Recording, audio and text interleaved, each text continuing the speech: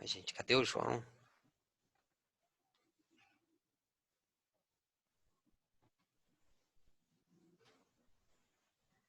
Você já falou com ele, Já? Felipe? Passei o link para ele?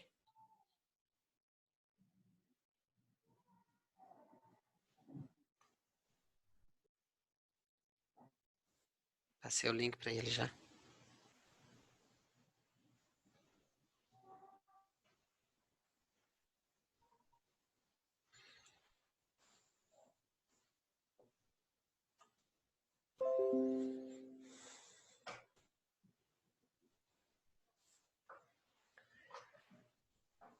Vou esperar ele para iniciar, né?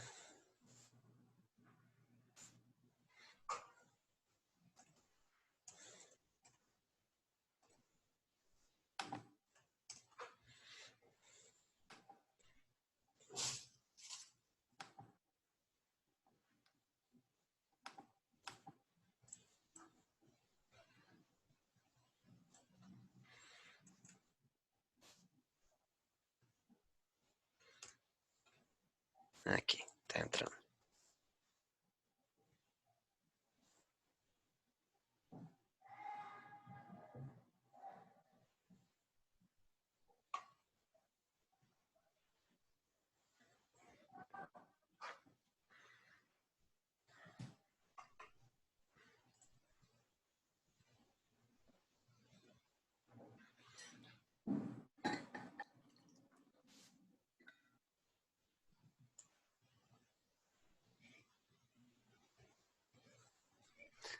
Ô, João, não tá aparecendo teu som aqui?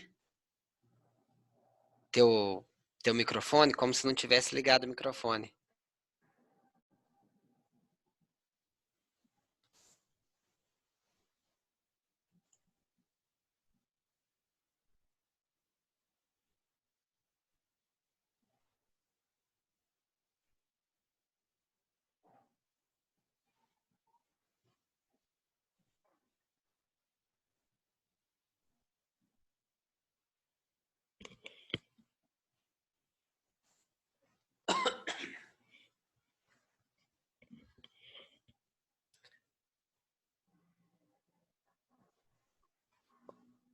Não tem um botão aí para ligar o áudio, João?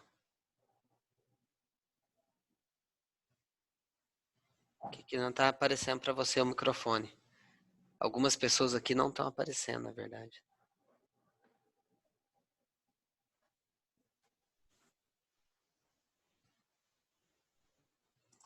É, então. O que será que tá acontecendo no seu aí? Não tem nem opção de ligar. Aí, tá conectando o áudio.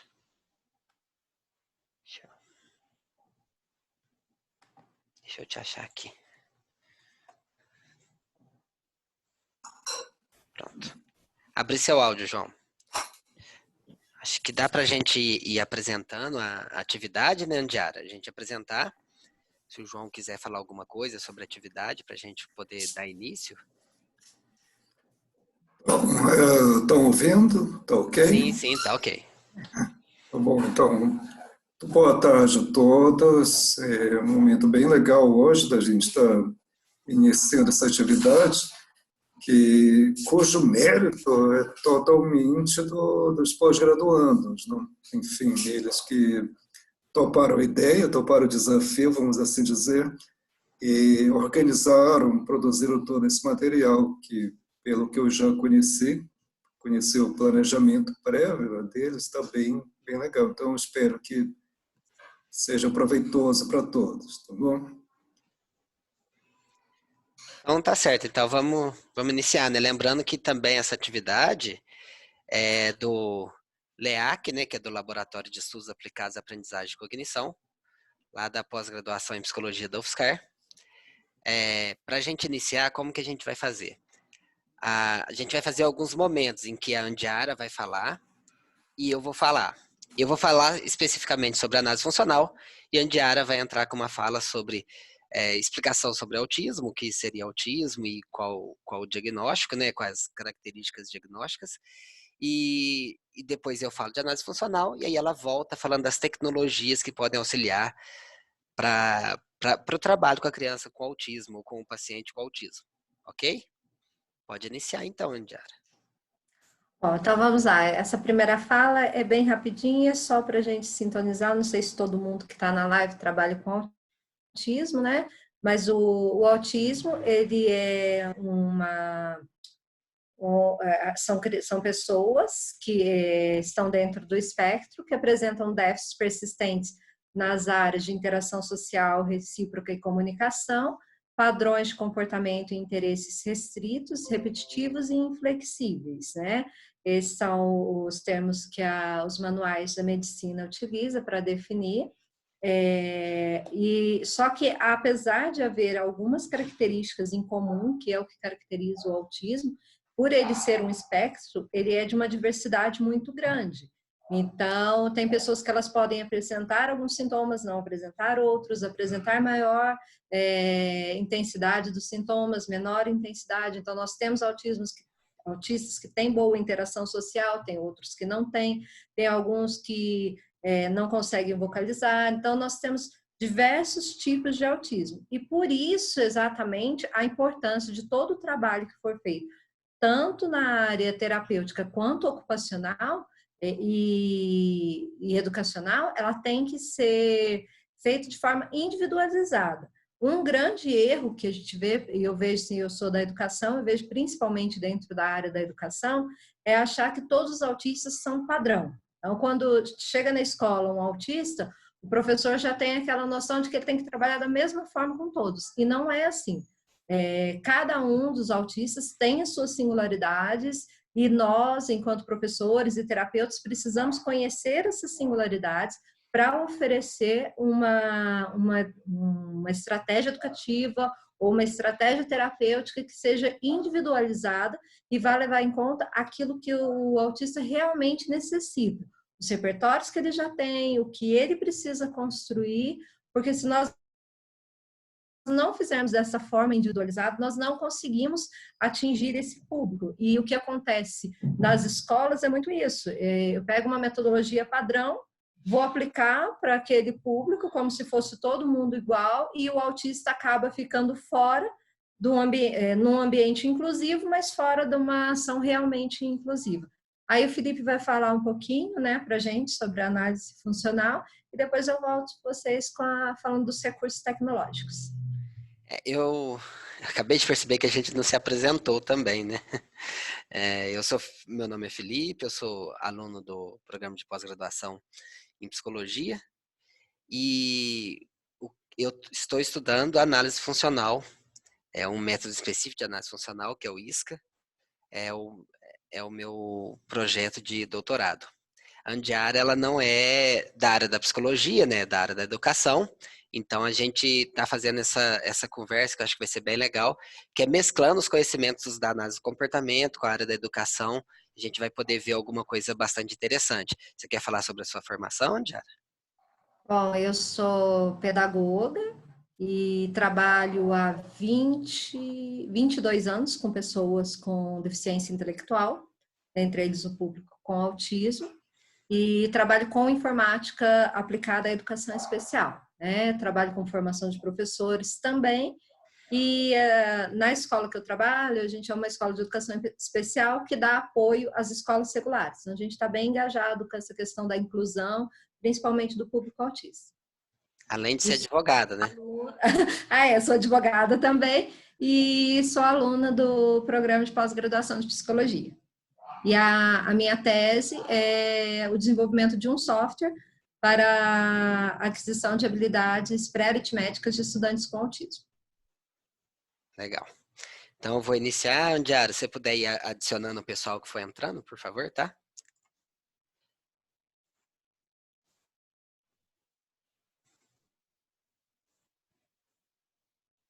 Ok, vamos lá. Então, eu vou falar um pouquinho sobre análise funcional para vocês. Como a gente tem um tempo reduzido, eu vou tentar ser o mais conciso possível, tá? Então, aqui é uma frase básica para a gente lembrar. Toda a apresentação que eu vou fazer, eu coloco uma frase para a gente ter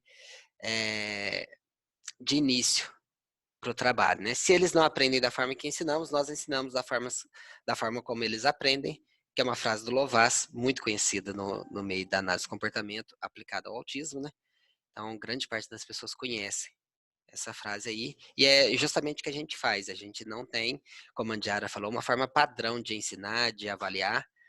A gente tem os procedimentos adaptados para aquela criança, na necessidade que ela precisa. Criança ou adulto. Eu vou sempre falar criança, gente, porque eu trabalho principalmente com crianças, tá? Então, às vezes eu vou estar falando criança e não é a situação, não é específico para criança. E o que a gente vai fazer hoje? O objetivo principal é apresentar o conceito de análise funcional e os objetivos específicos. Falar o que é análise funcional, o que fazer, por que fazer análise funcional e quais os tipos de análise funcional. Eu vou entrar um pouquinho nas funções de comportamento também, mas esse é o objetivo que a gente tem principal no trabalho de hoje. E as suas dúvidas vocês podem deixar no chat, que assim que a gente acabar a apresentação, a gente vai tentar discutir essas dúvidas. E a gente pode abrir o áudio para todo mundo, quem quiser fazer a pergunta aberta, pode fazer também. Então, o que é análise funcional, gente? Análise funcional é uma técnica que visa encontrar uma relação de causa e efeito entre o ambiente e o comportamento-alvo. Aqui a gente já começa com um conceito que o Skinner coloca para a gente e que vai ser trabalhado durante muito tempo justamente dessa forma. Vai ser trabalhado de uma forma em que a análise funcional vai ser apenas essa relação de causa e efeito entre o ambiente e o comportamento. Por que eu estou dizendo apenas? Porque na evolução que a gente tem da análise funcional, a gente entende que muitas vezes, quando eu faço apenas essa relação de causa e efeito entre o ambiente e o comportamento-alvo, a gente vai estar fazendo não uma análise funcional, mas sim uma correlação entre os fatos, e que pode não descrever função alguma do comportamento.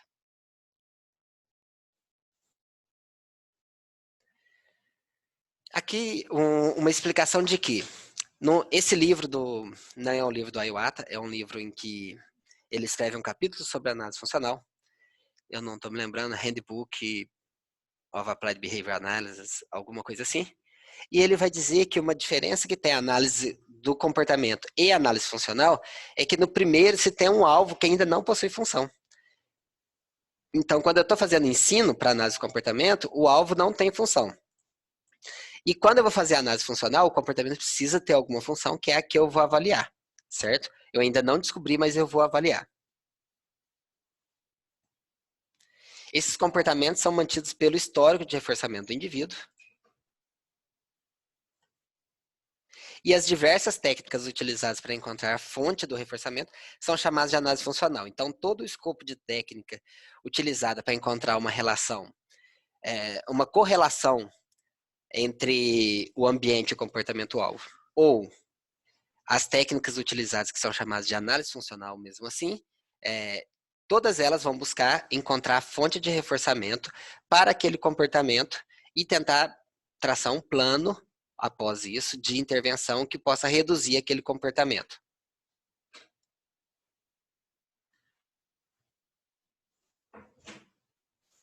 Peraí que eu estou admitindo o pessoal aqui. Então, por que a gente faz análise funcional? Por que é importante fazer análise funcional, gente? A análise funcional garante que nosso procedimento tenha maior probabilidade de ser eficaz, que eu acho que eu cometi um errinho aí. Então, realizando a análise funcional, nosso procedimento de intervenção para redução daquele comportamento é mais provável de ser eficaz.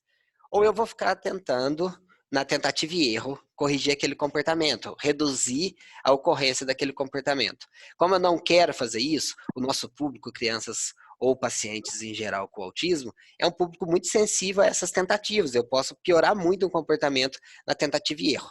Então a gente tenta ter a maior precisão possível para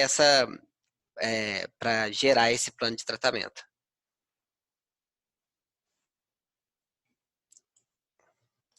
Enquanto a maior parte da psicologia e psiquiatria se preocupa com a topografia dos comportamentos para classificação e intervenção, a análise funcional irá se focar na função, entendendo que há comportamentos com topografias semelhantes. Também aqui está errado, gente. Vocês me desculpem que agora que eu vou repassando que eu vou vendo os erros, né? Então, o que acontece, gente? A gente sabe, quem trabalha com análise de comportamento, sabe que existem comportamentos que têm exatamente a mesma topografia, mas que têm funções diversas. Então, eu posso ver uma criança chorando, em determinado momento, a função do comportamento chorar pode ser para obter atenção, pode ser para obter algum tangível, pode ser para fugir de uma demanda, pode ser os três juntos. Então, a gente sabe que a topografia não é o mais importante. É interessante que a gente veja a topografia, mas ela não define o que a gente precisa para o tratamento. Ah, tá. A Diara falou que ela não está conseguindo adicionar as pessoas aqui. Eu vou colocando aqui, Andiara. Eu não sei como modificar isso. Nos permite ainda decidir quando tratar comportamentos de forma igual e quando tratar de forma diferente. Ou seja, existem comportamentos com determinadas topografias que eu posso utilizar uma mesma forma de tratamento e outros que eu não posso usar a mesma, porque a função é diferente. Então, isso tem que ficar claro. Quando a função é diferente, a gente não faz o mesmo tratamento.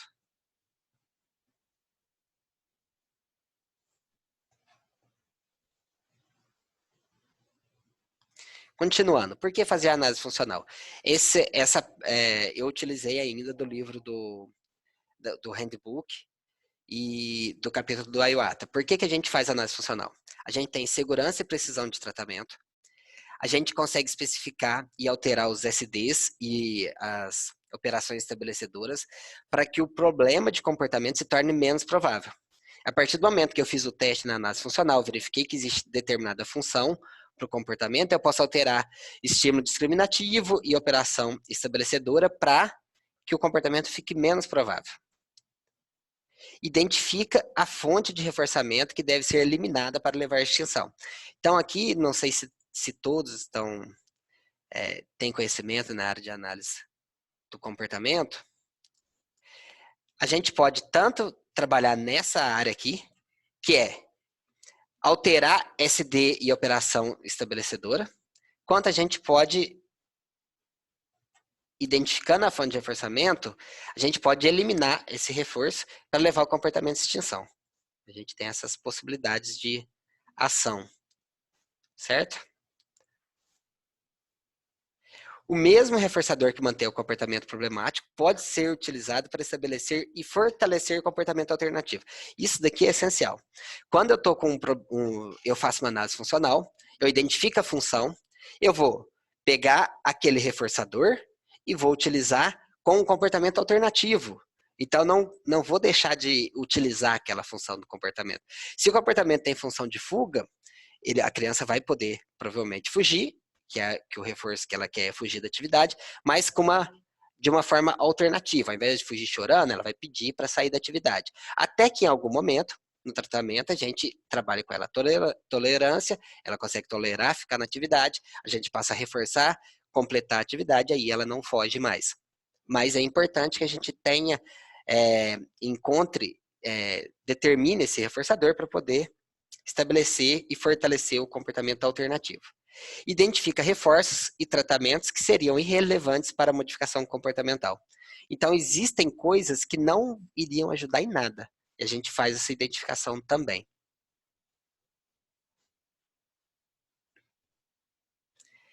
E quais são os tipos de análise funcional? Vamos lá. Nossa, ficou tudo bagunçado aqui. Beleza. Basicamente, são 3 os tipos de análise funcional, gente. A gente tem a análise funcional experimental, a funcional descritiva e a análise funcional indireta.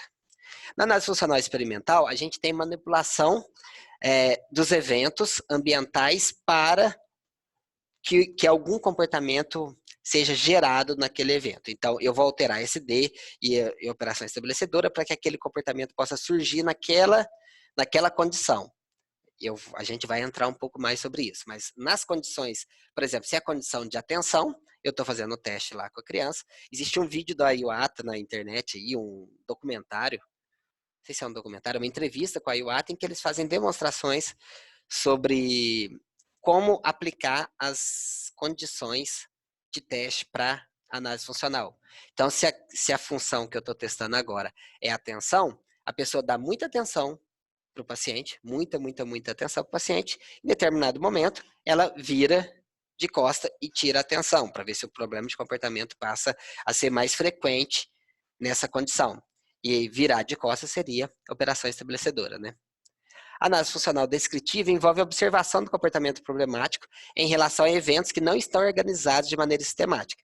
E aí você faz o registro ABC. Você pode fazer o registro contínuo ou narrativo, mas a análise funcional descritiva você está observando e anotando, você não está testando. Você não está organizando o ambiente para obter determinado comportamento sob tais condições. Não é isso que você faz. E a análise funcional indireta é o uso de entrevistas para questionários, para obter alguma relação, alguma correlação entre os comportamentos que a gente pode ver. Se a gente fosse colocar aqui em nível de eficiência, a gente teria uma eficiência maior aqui na análise funcional e depois a gente teria uma eficiência menor na análise funcional descritiva, análise funcional experimental, funcional descritiva e indireta a gente tem uma eficiência menor. O que acontece? Quando a gente lê nos artigos, uma crítica que se faz a essas outras duas possibilidades, que são a funcional descritiva e indireta, é que poucos estudos a gente pode encontrar falando sobre a eficiência dos tratamentos com esse tipo de análise funcional. A grande parte dos estudos estão na análise funcional experimental, de diversos tipos. A gente pode fazer análise funcional experimental, a maior parte das pessoas vão conhecer a análise funcional experimental do Iwata, mas a gente tem, sendo experimental, trial-based, tem diversos estilos de análise funcional breve, que são experimentais, que você faz teste de alguma função para saber como, para tentar isolar alguma função de comportamento.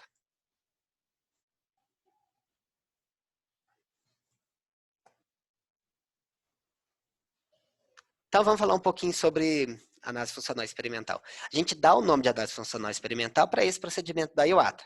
Tá? Em diversos estudos vocês vão encontrar, em estudos internacionais, às vezes está escrito somente análise funcional, quando está se referindo a esse procedimento da Iwata. Esse estudo, que é de 82 e foi republicado em 94, foi um estudo que modificou o campo da análise funcional, análise do comportamento, e cresceu enormemente o número de artigos sobre esse tema desde lá. Então, eles fazem uma amostra que muitos artigos começaram a ser publicados e passou a ser sempre citado esse artigo do Iwata como o ponto de referência, de onde iniciou. Obviamente, a análise funcional não inicia nessa fase. Não inicia em 82. Desde a década de 60 já tem estudos importantíssimos de análise funcional para comportamentos autolesivos. Um dos pesquisadores que trabalhou bastante com isso foi o Lovaas, que eu citei no início, naquela referência. Então, é importante a gente saber que existe uma história anterior, existe um ponto, um turning point de esse momento do Iwata ter uma mudança, porque é a primeira vez que se faz uma análise funcional experimental de forma geral, em que coloca todas as funções de comportamento a serem testadas. Geralmente pegava-se uma função de comportamento, qual seja atenção, então pegava atenção social e fazia o teste de atenção social, mas não faziam todas as funções. Então isso foi uma mudança bastante grande no campo. O analista do comportamento, nesse tipo de análise funcional, cria situações em que altera o SD e cria operação estabelecedora para tentar produzir o comportamento sob essas condições. As condições seriam atenção social, fuga de demanda, tangível, entraria nos estudos posteriormente como uma condição, então inicialmente não existia o estudo sobre tangível. Tangível é qualquer item de preferência ou atividade de preferência da criança. Muitas vezes, em alguns estudos agora de 2013 para cá, a Iwata mesmo está fundindo a atenção social com tangível, acreditando que são bastante semelhantes. Então, ele utiliza junto os dois. Após fazer teste experimental sobre todas as condições, verifique-se qual das condições possui maior força para evocar o comportamento. Então, quando a gente tem uma diferenciação, e é importante ter a diferenciação, se em cada uma das funções eu obter o mesmo número de respostas, eu não fiz uma análise funcional. Eu preciso ter uma diferenciação e perceber qual tipo de operação estabelecedora que é mais forte para levar a esse comportamento. E aí eu vou identificar a função realmente. Isso é muito importante a gente ver a diferença, porque aí eu estou sabendo a função do comportamento. E não estou somente criando uma correlação entre os fatos.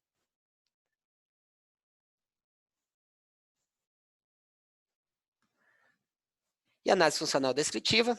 Nesse tipo de análise, o analista do comportamento irá observar o comportamento ocorrendo e registrar antecedente, consequência, comportamento, bem como frequência, duração e outros. Fica aqui por cima. Análise funcional descritiva é talvez o tipo mais utilizado em avaliações de comportamento. Numa pesquisa realizada por Oliver Pratt e Normand, foi possível demonstrar que a análise funcional experimental quase não era utilizada. Então, eles perceberam que ninguém, estou exagerando, né? Ninguém utilizava não, que os BCBAs que eles fizeram uma pesquisa que era o seguinte, eles fizeram entrevistas com os BCBAs, não foi entrevista presencial, eles enviaram questionários para os BCBAs responderem, e eles queriam saber qual que é o tipo de análise funcional mais utilizada, quais eles utilizavam. E eles perceberam que 83,1% dos participantes utilizavam a descritiva. Além disso, 15% não fazia análise funcional alguma. Isso são BCBAs, né?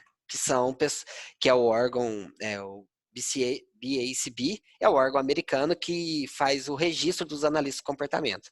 A gente não tem isso aqui no Brasil. Seria como se fosse os conselhos, os nossos conselhos. A gente tem o conselho de psicologia, e aí seria o conselho da análise do comportamento que eles têm lá, certo? Então é uma taxa muito baixa. 83,1 está utilizando a análise funcional descritiva, e nesse artigo eles vão demonstrando qual que é a análise funcional que tem mais eficiência. A questão para eles era, se a análise funcional experimental é a que tem mais eficiência, por que ela não é a mais utilizada? A gente vai falar disso um pouquinho para frente. A análise funcional descritiva possui como vantagem a velocidade para ser realizada e como desvantagem a baixa qualidade dos dados, que são focados em correlações. Análise funcional indireta. Esse tipo de análise funcional é utilizado por 71% dos BCBAs, Oliver Pratt e Normand. Então aqui, só para explicar os dados, 83,1% utilizavam descritiva, 71% utilizava análise funcional indireta. Ou seja, as pessoas poderiam utilizar mais de um tipo de análise funcional. Na pesquisa não era limitada a uma resposta, tá?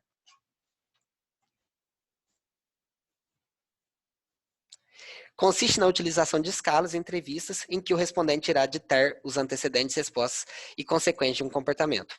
O analista do comportamento deve, a partir do relato de outros, tentar identificar a função do comportamento. De acordo com a Iwata, esse tipo de análise funcional ainda não possui artigos suficientes que a suportem, por isso deve ser utilizado com cuidado. Tendo isso em mente, tem uma ferramenta do Iwata, que se chama FAST. Eu não estou lembrando o que quer dizer FAST, é Functional Analysis,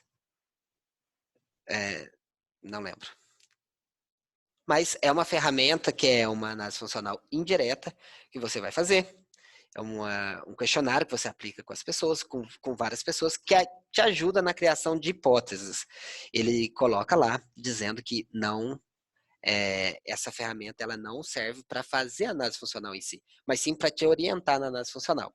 Eu tenho uma tradução dessa ferramenta, e depois, se alguém tiver interesse, eu posso disponibilizar para vocês. É a tradução minha, viu, gente? Não é nada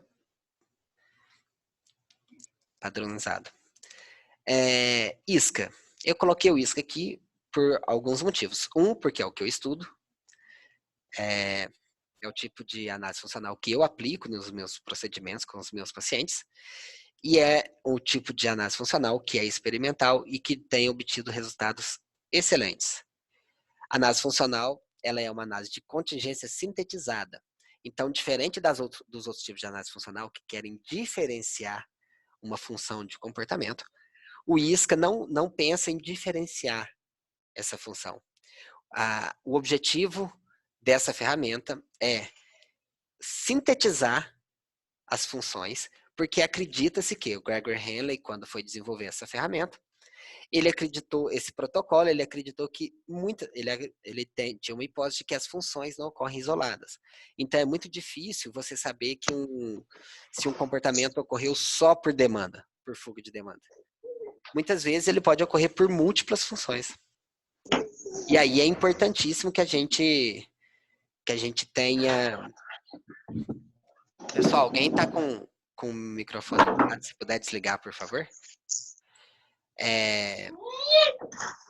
Então, é importantíssimo que a gente consiga ter uma ferramenta para analisar essas situações que têm funções sintetizadas.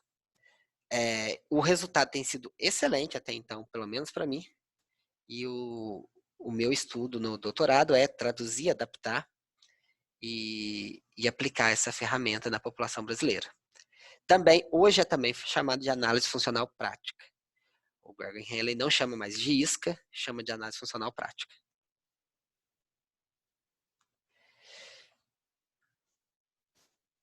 Então, Lidon, 2012, aponta que a análise funcional experimental possui diversas limitações, como reforçamento do problema de comportamento, tempo para se aplicar, entre outros. A dificuldade para se treinar as pessoas para trabalhar com análise funcional experimental, entre outras coisas. A análise funcional experimental que eu estou citando aqui é a análise funcional do Iwata. O que é o problema maior da análise funcional experimental? Tem surgido diversas críticas com relação à análise funcional experimental quanto o reforçamento do problema de comportamento. Existem análises funcionais experimentais que podem durar 6 horas. Por quê? Porque enquanto você não consegue diferenciar a função do comportamento, você não termina, porque não terminou o procedimento. Eu preciso ter uma quantidade de comportamentos em uma função maior do que em outra. E não é maior como um. Eu preciso ter uma diferenciação do resultado. Nessa pesquisa dele, ele vai citar que a análise funcional tem esse tipo de problema de comportamento, esse tipo de limitação. E esse foi um dos motivos da criação do ISCA, com o objetivo de fazer a análise funcional rápida, sem reforçamento do problema de comportamento, e com etapa inicial utilizando uma entrevista. Então, você faz uma entrevista inicialmente, verifica a possível função sintetizada, cria-se uma situação em que você vai colocar o paciente naquela... Como se fosse um role play, você cria aquela mesma situação em que ele vivencia, novamente, para que você possa evocar aquele problema de comportamento. Então, como que você vai fazer isso? Você vai criar operação estabelecedora da mesma forma, mas de forma alguma você vai reforçar o problema alvo. Então, se é um problema autolesivo, é uma criança que está batendo a cabeça na parede, nunca eu vou reforçar esse tipo de comportamento. Eu vou tentar procurar um precursor de comportamento, que é um conceito bastante inovador, reforçar esse precursor. Eu identifico que esse precursor está ligado ao comportamento, ou seja, esse precursor sempre ocorre antes do problema de comportamento. Eu reforço dentro da função sintetizada que eu criei, esse precursor, e aí quando eu tenho uma diferenciação, realmente eu percebo que esse precursor funciona muito bem, eu trato o precursor. E aí, logicamente, o problema de comportamento para de ocorrer. Diversas outras pesquisas a gente vai ver que Só um minuto. A gente tem algumas outras pesquisas comprovando que se obtém mais diferenciação de função com a análise funcional, que é o ISCA, do que com a análise funcional experimental. Tem menos falhas, justamente por ser sintetizada a função. E pesquisas hoje demonstram que a análise funcional ISCA pode ser feita em 10 minutos. Outras pesquisas demonstram que tem diferenciação com até 5 minutos. Então, só que essas são mais fracas. Com 10 minutos é bastante robusto o resultado. Bom, aqui só para o caso das pessoas não conhecerem, eu coloquei as funções de comportamento explicando quais seriam essas condições de teste que a gente cria. É a atenção social. Ocorre quando o indivíduo se comporta de modo a receber atenção. A função do comportamento, eu costumo dizer assim, como se tivesse um motivo para o comportamento ocorrer, seria obter a atenção das pessoas. É esse que é o reforçador dele, é obter a atenção. Esses problemas de comportamento podem ter como antecedente a presença de alguém que não está dando atenção ou a retirada da atenção de alguém. Geralmente, a pessoa ou criança fará contato visual com a pessoa que irá reforçar. Isso não é regra, porque tem crianças que estão condicionadas por atenção social através da audição. Então, se ele está ouvindo a pessoa falando com ele, ele pode não estar fazendo contato visual. Mas a atenção social é isso, quando a criança se comporta de modo, a criança ou o paciente se comporta de modo a obter a atenção dos outros. O problema de comportamento vai ser para obter a atenção. A gente tem também o que a gente chama de item ou atividade de preferência. Muitas vezes a gente vai encontrar como tangível. Ocorre quando o indivíduo se comporta de modo a ganhar algo ou atividade. Nesse caso, a pessoa ganha algo ao final do comportamento, algo específico e valoroso para ela. Coloquei esse bebezinho com chocolate, me parece que o chocolate é um item de preferência para ele. Uma terceira função que a gente pode pensar é o reforço automático, sensorial. A pessoa se comporta de modo a retirar um desconforto físico ou a ter algum prazer físico. Geralmente descobrimos que é sensorial por ocorrer sem demanda, como antecedente, não depender da atenção de ninguém e não precisar de itens recompensadores. Então, coloquei aqui o que poderia ser um paciente com comportamento autolesivo, puxar no cabelo, e não quer dizer que todas as vezes que tem autoagressão é automático. Isso não é comum que isso ocorra, só não é uma regra. O reforçamento automático a gente vai identificar porque ele não precisa de atenção, não precisa, não foi apresentada uma demanda para a pessoa e ele não ganha nada com isso especificamente, nenhum tangível. Isso a gente vai conseguir identificar. Obviamente, a partir de uma análise funcional, né? E como última função, a gente teria a fuga de demanda. A pessoa se comporta de modo a retirar ou atrasar uma demanda. É importante a gente diferenciar que não precisa ser só retirar, viu? Às vezes, quando eu vou fazer alguma intervenção em escola, as pessoas falam, mas ele faz no final. Não importa. Se ele atrasa e o problema comportamental permite atrasar a demanda, já é o bastante, muitas vezes, para o comportamento continuar ocorrendo. Sempre terá como antecedente uma demanda apresentada ao indivíduo. Então, tem que ter uma demanda como antecedente na fuga de demanda. Então, gente, resumindo, a análise funcional é um campo de essencial estudo e que nos permite levar as crianças com TEA a tratamentos mais precisos. Os métodos a se utilizar para realizar tal avaliação são diversos. É possível que os métodos descritivos sejam mais utilizados por sua facilidade de observação, em detrimento da análise funcional experimental. E aí, como alternativa, temos o ISCA, que é rápido, fácil e tem um resultado muito mais preciso do que a análise funcional descritiva. Uma ótima alternativa como resultado é a ISCA, que está sendo validada e que a gente vai validar aqui no Brasil também, né? Aqui são as referências que estão nesse PDF que eu enviei para vocês, então tem todas as referências que eu utilizei. E uma última frase no final, que tem a ver com a análise funcional para problemas de comportamento. Diplomacia coercitiva nos torna um perdedor final. Reforçamento positivo poderia não funcionar, mas não pode piorar. É a frase do Sigma.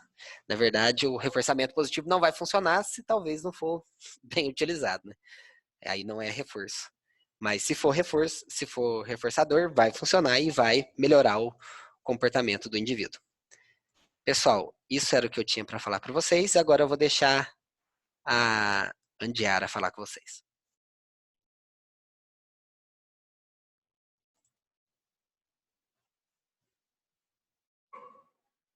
Bom, pessoal, como eu disse no começo, né, a questão da aprendizagem do estudante com autismo, que a gente tem que levar em conta, em primeiro lugar, são as singularidades e o ambiente em que essa aprendizagem está se dando, a forma com que essa aprendizagem está se dando. O que a gente vê é que a maioria das escolas, hoje em tempo de inclusão, né, se fala muito em inclusão, elas aceitam o estudante com autismo, mas para a gente analisar se essa escola está ofertando realmente uma metodologia que contemple a forma de aprendizagem desse autismo, nós temos que analisar todas as consequências da escola e principalmente o método utilizado dentro da escola. Porque muitas vezes o estudante com autismo ele está na escola, mas ele é um número apenas. Ele não recebe uma atenção individualizada, não se conhece qual que é o repertório dele, se coloca ele englobado dentro de um contexto geral e sem levar em conta as singularidades dele.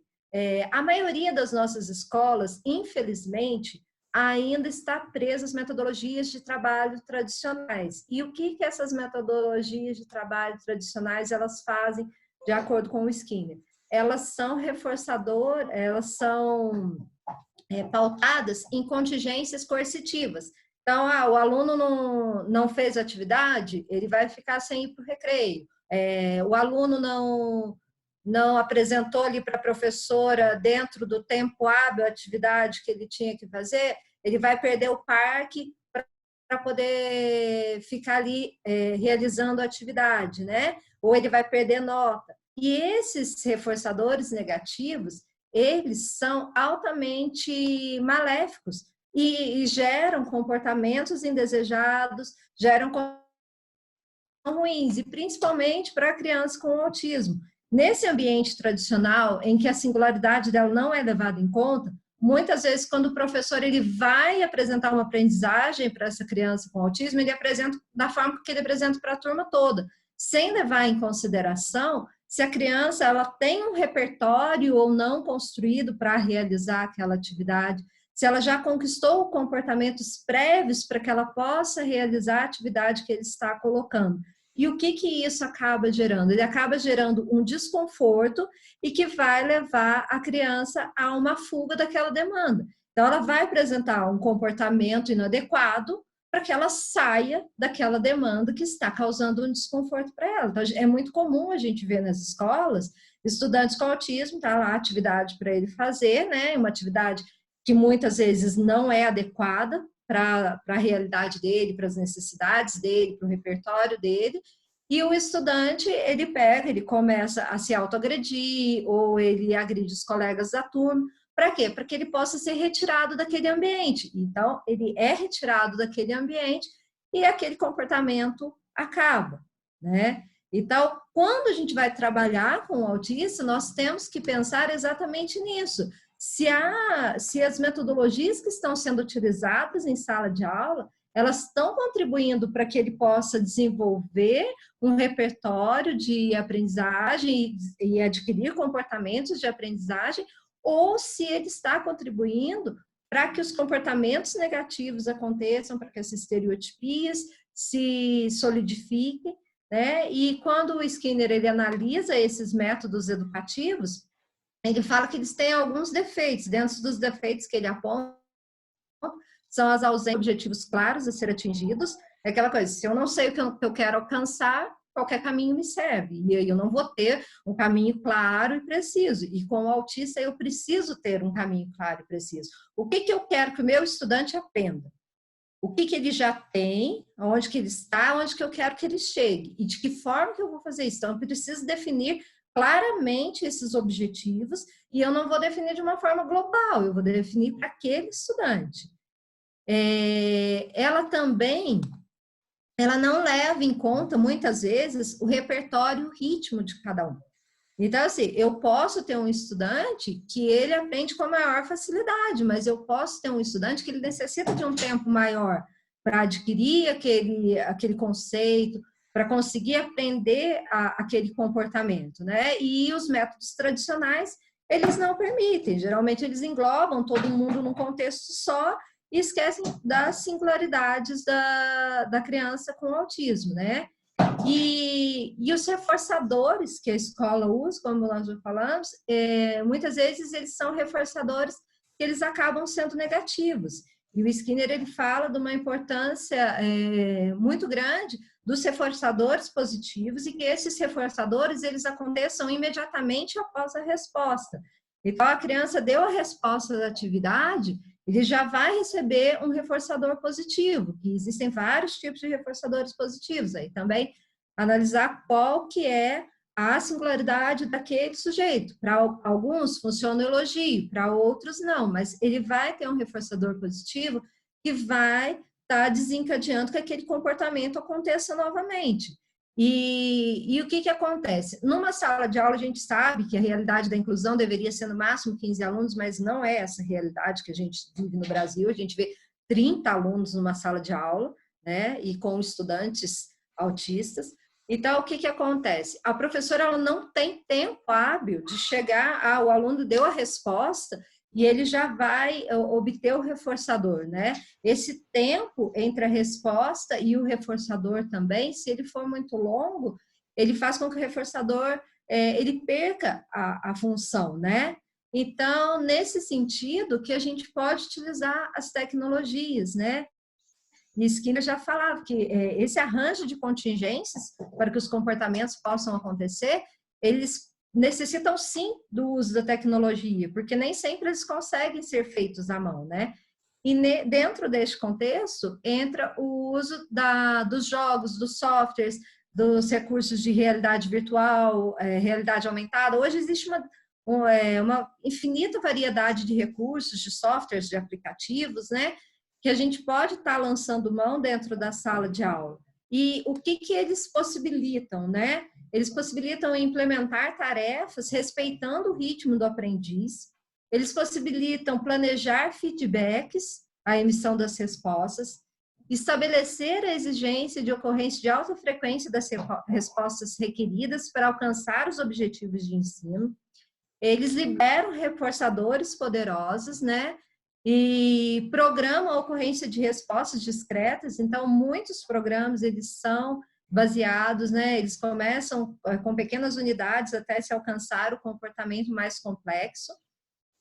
E eles permitem também registrar o desempenho desse estudante, né? Além disso, vários estudos comprovam que as pessoas com TEA, elas têm uma afinidade natural com a tecnologia. E isso eu vejo na minha prática docente, né? Que até hoje, ontem eu estava conversando com o Felipe falou para mim, falou assim, dentro desse tempo que você trabalha com autismo e com tecnologia, você já viu algum que não gostasse? Então, assim, eu na minha prática, até hoje, dentre autismo mais leve e autismo mais severo, com comorbidade, que é como eu trabalho com deficiência intelectual associada, todos gostam, todos têm uma afinidade muito grande com a tecnologia. Não é que isso seja um padrão, estou falando da minha realidade, o que eu conheço, e muitos estudos revelam essa afinidade do autista com a tecnologia. E isso, ele funciona como um fator motivador, que vai proporcionar o maior engajamento do estudante, né, com as questões das habilidades acadêmicas que ele vai estar estudando. Então, se eu tenho um recurso tecnológico, eu levo para dentro de sala de aula, esse recurso ele vai dar funcionalidade, ele vai promover o engajamento desse estudante, vai permitir o reforço positivo para que o comportamento de aprendizagem ocorra, ele se repita, eu vou, assim, diminuir aqueles comportamentos inadequados que ele tinha, muitas vezes pela ociosidade, muitas vezes por não conseguir compreender o que está sendo solicitado, porque ele não tem um repertório para aquilo.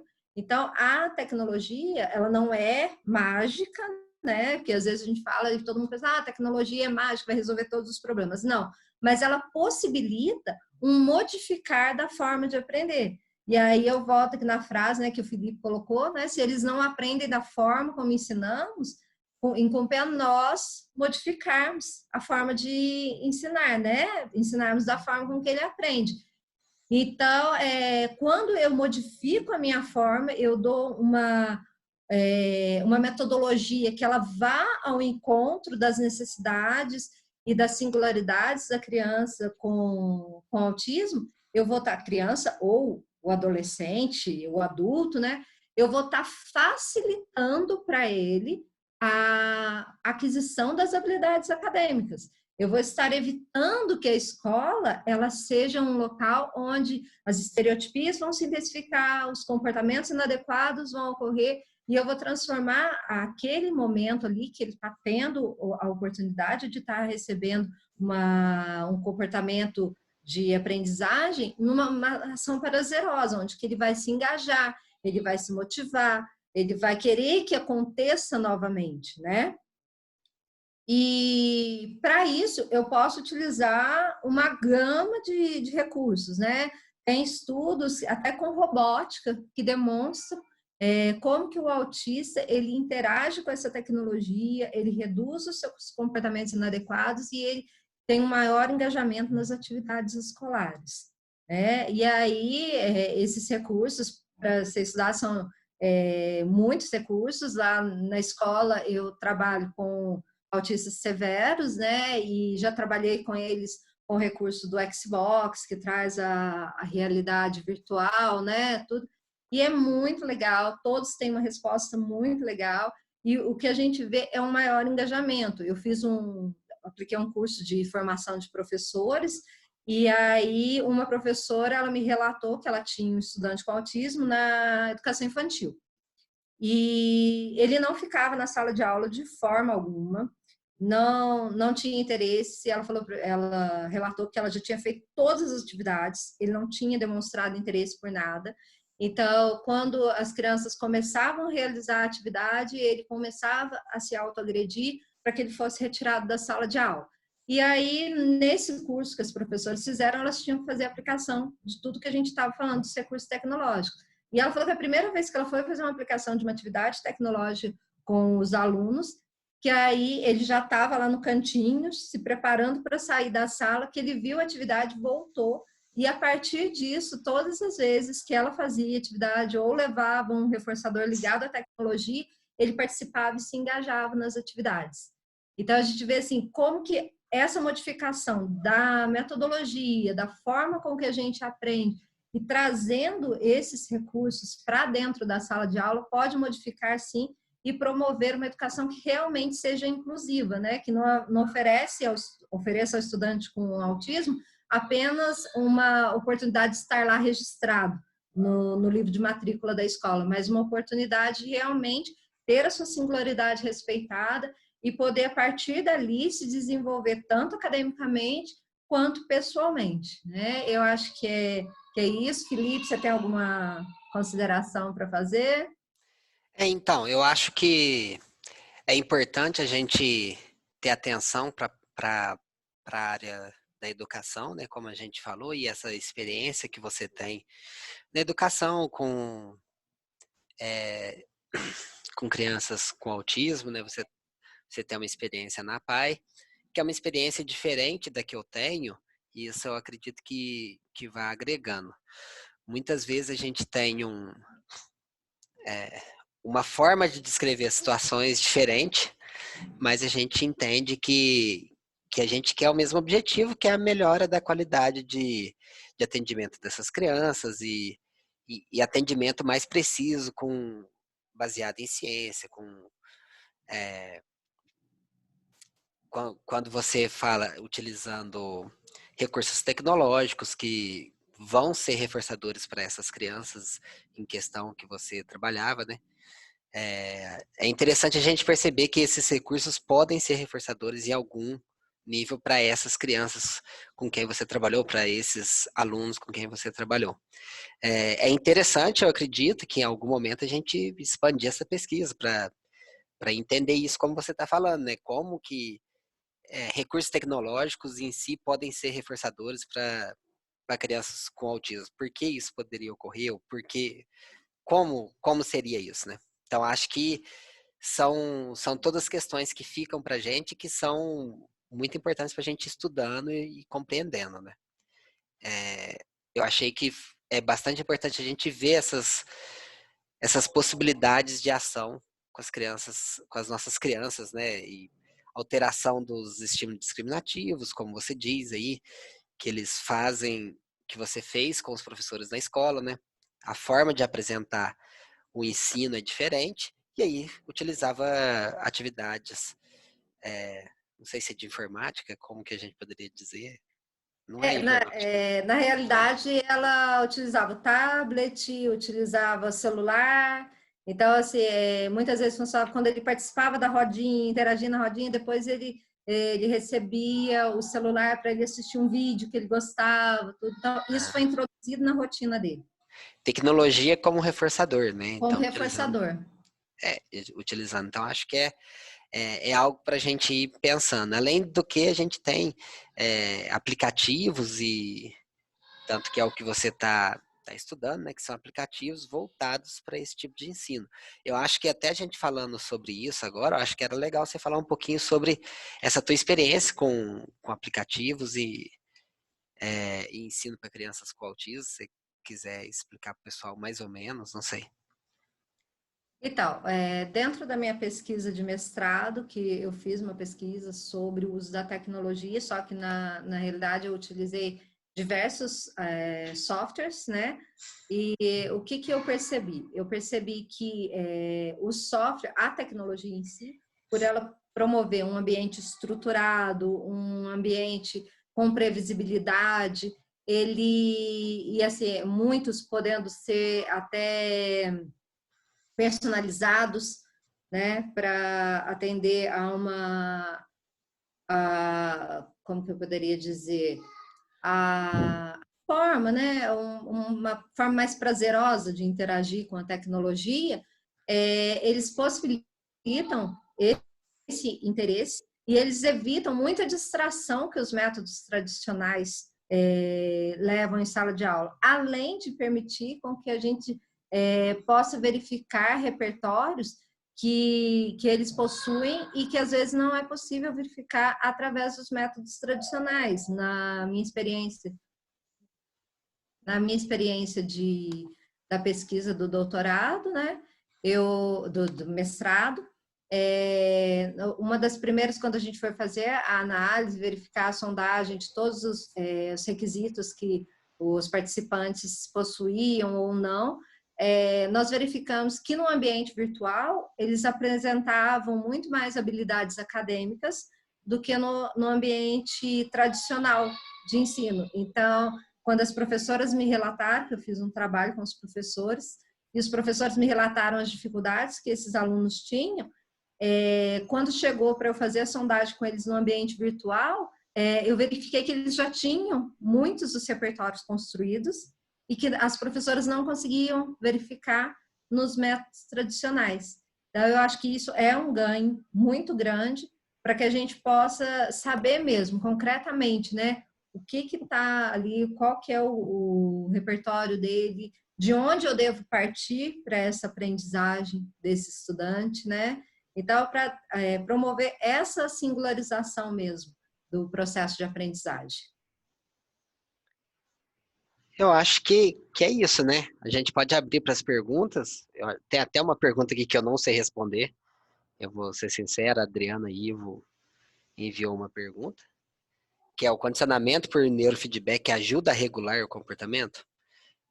Adriana, você me desculpa, não conheço esse procedimento, então não sei te responder. Não sei se a Andiara conhece, se alguém aqui conhece, eu não tenho conhecimento sobre para responder.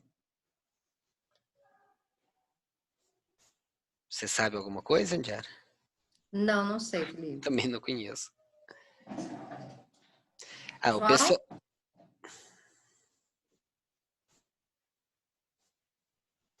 Acho que não também, né? Não? Não sei, o João... Não sei, né? Ele não tá mexendo ali, não sei se você tá vendo. O pessoal aqui perguntou também do ISCA. Eu falei que o meu projeto é fazer a tradução, adaptação e validação do protocolo aqui para o Brasil. Então, não tem a tradução, como que eu posso te dizer? Eu tenho uma tradução minha, por enquanto, então não é uma tradução validada ainda. Então, acho que é mais interessante esperar sair o resultado e para dentro de 4 anos, né? O resultado, eu tenho 4 anos para ter esse resultado aí. Andiara, você tem alguns aplicativos que poderiam nos indicar? Joelma perguntando, Andiara. Joelma, aí eu preciso ver qual que é o nível que o teu estudante está, né? E para poder indicar os aplicativos. Porque aí a gente vê também qual que é o nível, quais são as habilidades acadêmicas que ele já tem construída, né? O que você precisa construir. Depois eu vou deixar meu e-mail, se você quiser entrar em contato comigo. Aí a gente conversa um pouquinho, porque esse trabalho ele é bem individualizado mesmo. né? Mas aí a gente pode conversar e eu te passo alguns aplicativos.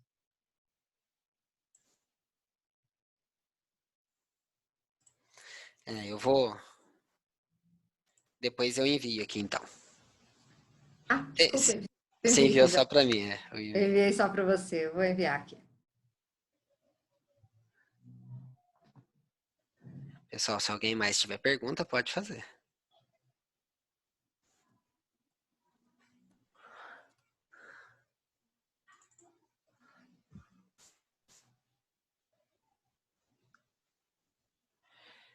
Tô pegando aqui a versão que eu tenho traduzido.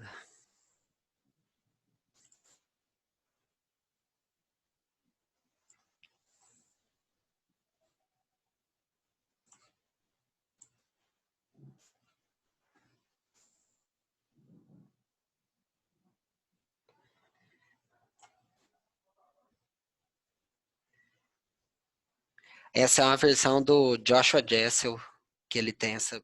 Eu traduzi essa versão dele. Eu vou postar para vocês. Deixa eu achar aqui o site do Gregory Henley. Nesse site aqui, vocês vão encontrar... Ah, tô mandando para Andiara. Olha, tô igual a Andiara aqui. Tô mandando privado. Pera aí. Nesse site, vocês vão poder encontrar todo o arquivo de análise funcional do ISCA. Então lá ele tem explicando como aplica, é bem fácil para seguir aqui. Eles têm vários vídeos de aplicações. Então tá tudo em inglês, né? Então para quem conseguir ler ou assistir os vídeos em inglês, vai poder aproveitar. E essa é a tradução que eu tenho, uma tradução nem é do protocolo do Gregory Henley, que é mais completa, é como se fosse uma versão resumida. Porque no protocolo do Gregory Henley já tem junto um protocolo de tratamento. Ele já vem esse protocolo de tratamento junto.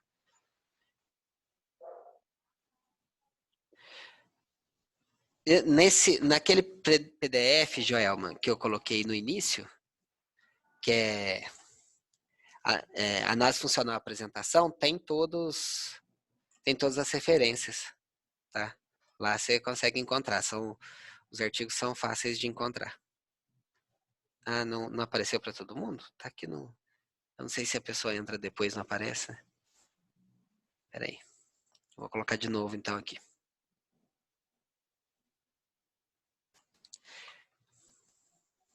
Pessoal, se alguém tiver uma dúvida, pode fazer. Eu acho que era isso que a gente tinha preparado para hoje. Se alguém quiser fazer alguma pergunta, quiser abrir o áudio.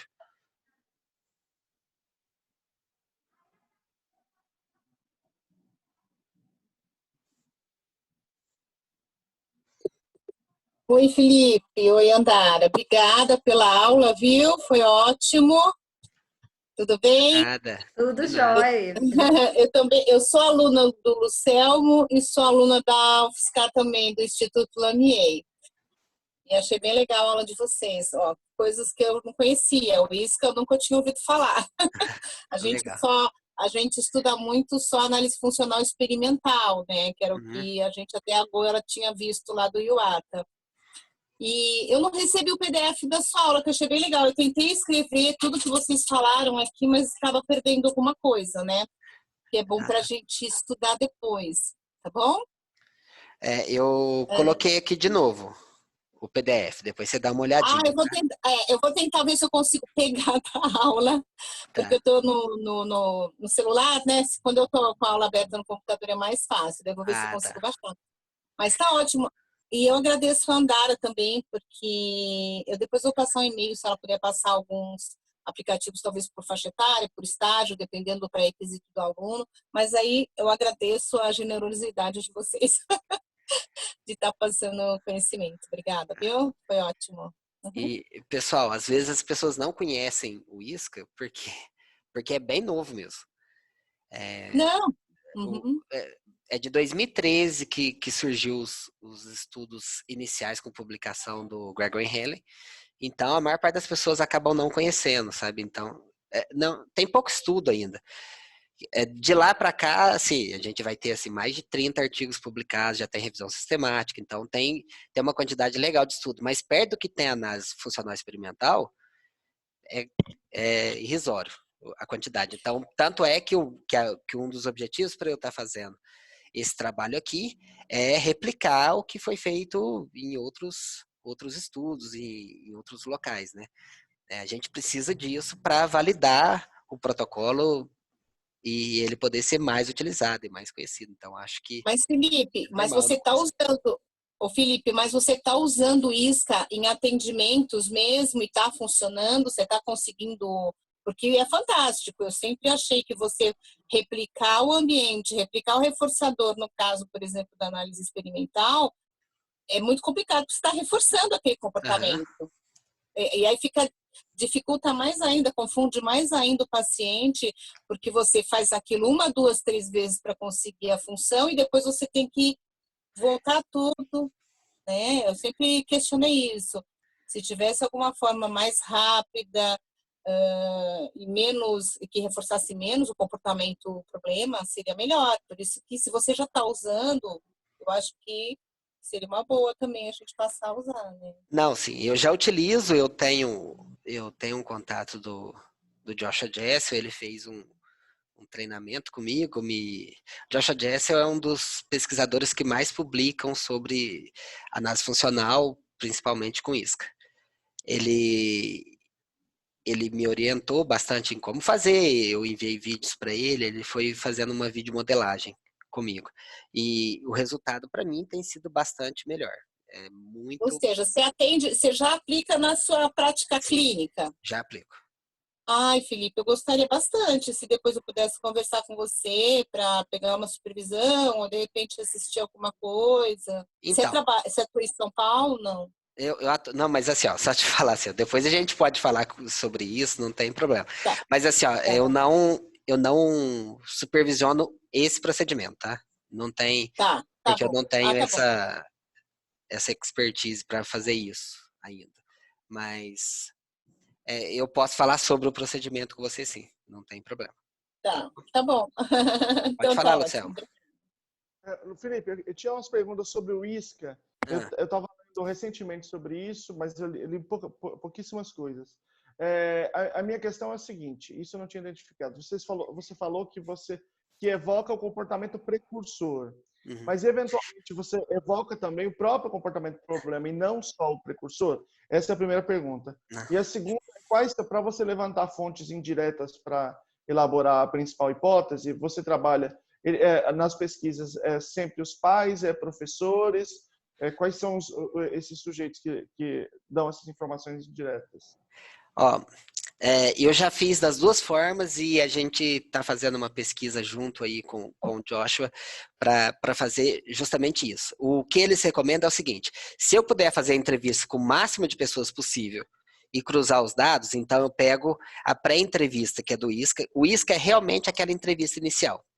Então, eu pego a entrevista inicial, faço com os pais, faço com o professor, se for uma situação que ocorre em múltiplos ambientes, senão não tem muito sentido.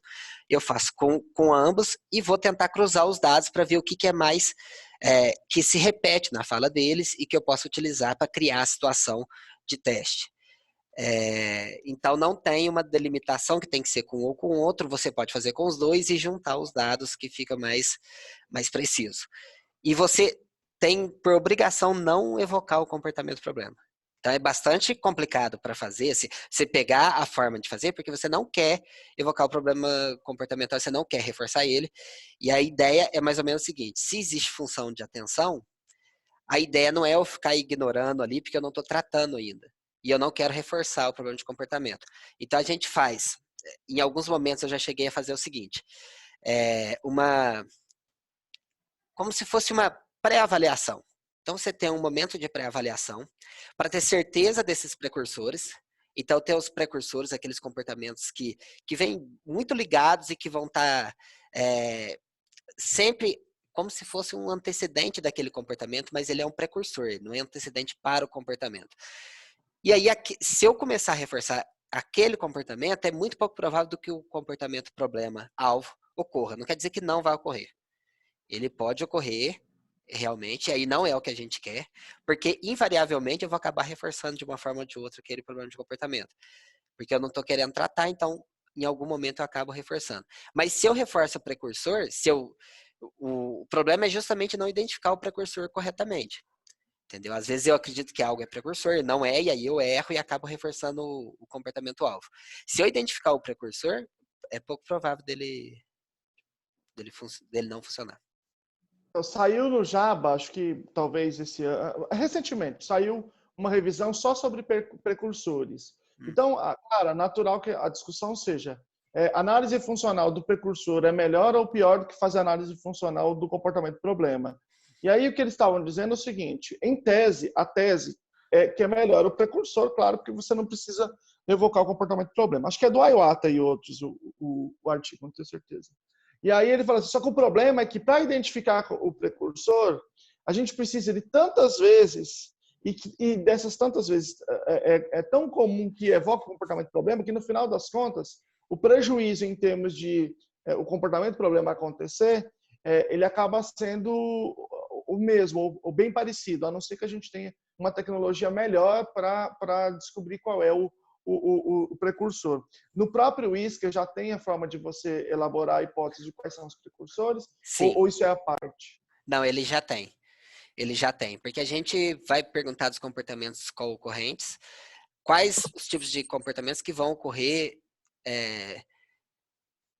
não sei, é o precursor mesmo, que vão ocorrer junto com aquele comportamento. Quais outros comportamentos? E aí eu vou selecionar os que são menos graves e começo a reforçar. E quando eu percebo que aquela função que era provável, o precursor aparece consistentemente, com aquela função que era provável de ocorrer, ele está sempre consistente aparecendo, me dá a hipótese, fica testada de que era aquele precursor. Quando a gente faz o tratamento ainda, o problema-alvo passa a não ocorrer mais. Então, tem isso que você falou, eu vi esse artigo e é uma ideia realmente. A gente tem conseguido com esses precursores. A gente não pega assim, tem um precursor e eu tenho certeza que é aquele. Não tem como. Eu pego precursores de comportamento, tem um que é mais provável, eu passo a utilizar ele.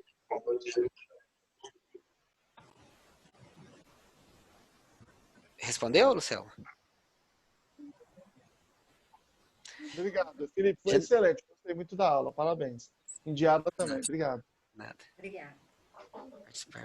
O Reginaldo de Moçambique aqui, ó. Tudo bom, Reginaldo?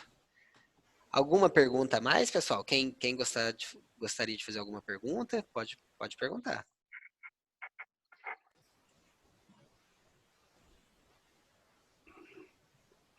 Acho que não. Tá tranquilo. Só não recebemos o PDF. Nossa, mas...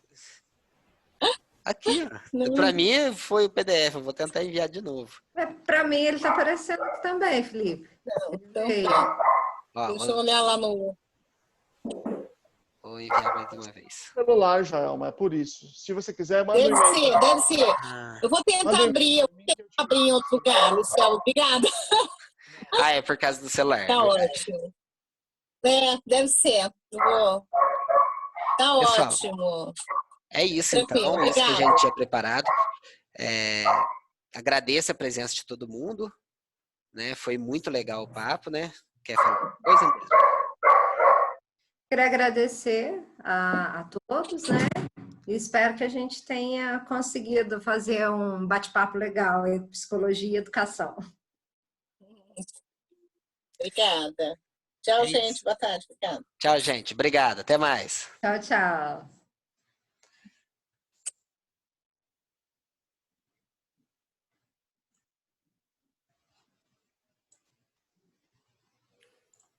A gente poderia ficar aqui, Felipe, se o pessoal da atualização.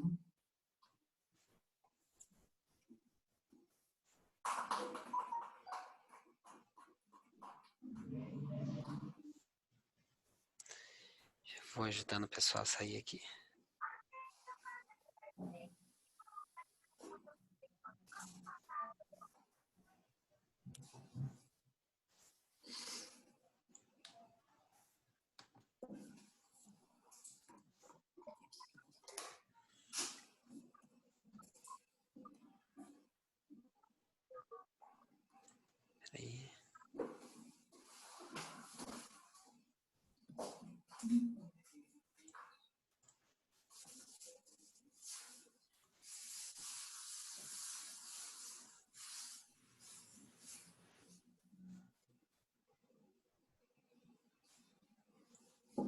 Acho que tá quase.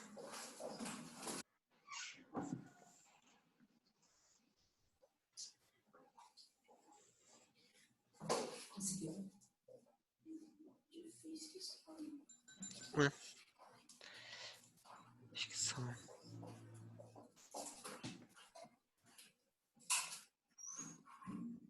Laura permaneceu? Permaneceu. O Josele, por favor, se você puder, a gente vai continuar a nossa aula, como a gente já terminou mesmo, se você puder sair. Pronto, ficamos só nós.